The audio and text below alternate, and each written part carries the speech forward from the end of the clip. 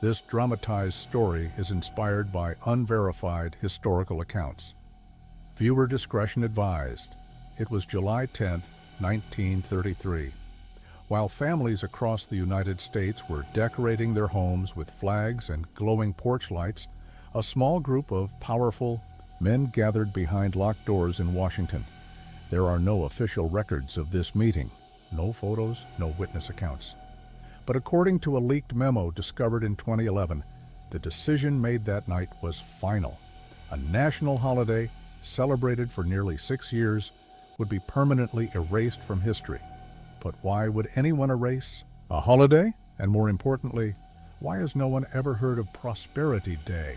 To understand, we go back to 1927. That year, James Whitmore, the mayor of a small town in Kansas, declared the first Prosperity Day. It was celebrated on the second Sunday of July with modest parades and hopeful speeches during the difficult years before the Great Depression. The idea spread quickly. Towns in Missouri, Nebraska, Illinois, and Ohio adopted the date. By 1931, thousands of Americans were celebrating. Then came 1933. That year, strange reports emerged. On the night of July 9th, people across 3 different states saw bizarre lights in the sky. Some described a humming vibration and a strange, tingling heat in the air. Henry Paloma, a reporter for the Chicago Tribune, wrote an article titled "The Day the Sky Flashed Red," but it was never published. Sources say the editor received a direct call from Washington and was told to drop it immediately. And then came July 10th. In some towns, parades went on. In others, they were mysteriously canceled. But the most terrifying detail, 47 people vanished without a trace.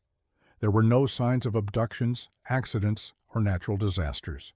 They simply disappeared between 10 a.m. and 3 p.m. in 3 different states. Police reports vanished. Newspapers remained silent. And the holiday? Deleted completely. No mention in public calendars, no media coverage, no school books. It's as if Prosperity Day had never existed. But in 2011, an amateur researcher named Timothy Sand discovered a dusty box hidden deep inside a Nebraska courthouse archive. Inside he found yellowed documents, newspaper clippings, and medical records. But most importantly, a top-secret memo dated July 11, 1933, marked with the seal of the U.S. Department of National Security. It read, "By directive of the Board, all references to the event must be eliminated. Absolute confidentiality. No future mention of the name Prosperity Day is permitted in public documentation." But the most chilling item in the box, a black and white photograph of a crowd standing in a town square. In the lower right corner, several people are wearing gas masks. There had been no reports of chemical leaks that day. None. On the back of the photo, someone had handwritten, "They knew what was coming." So what really happened? Some believe Prosperity Day was used as cover for a failed government experiment involving sound weapons, weather control, or even mass psychological manipulation. Others believe the lights in the sky were extra-dimensional.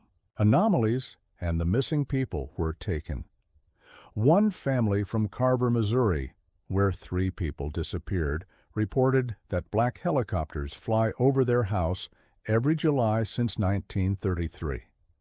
Coincidence? Among the recovered files was a letter from a retired sheriff in Clayton, Kansas. He had kept a note left by 19-year-old Franklin Boone, one of the missing. The letter ends with this sentence: "If I don't return, tell my mother they are not from this world, and warn everyone they will return on the next Prosperity Day. Yes, you heard that right. The second Sunday of July may still hold danger. Almost a century later, you may think this is all coincidence. But once you add up the erased records, the missing people, the photo evidence, and the silence of the media, you begin to wonder, why erase a holiday? Who ordered the cover-up? And what really happened on July 10, 1933? This video could be taken down at any time. Share it before it disappears. Because if they erased a holiday from history, imagine what they could do to a story like this.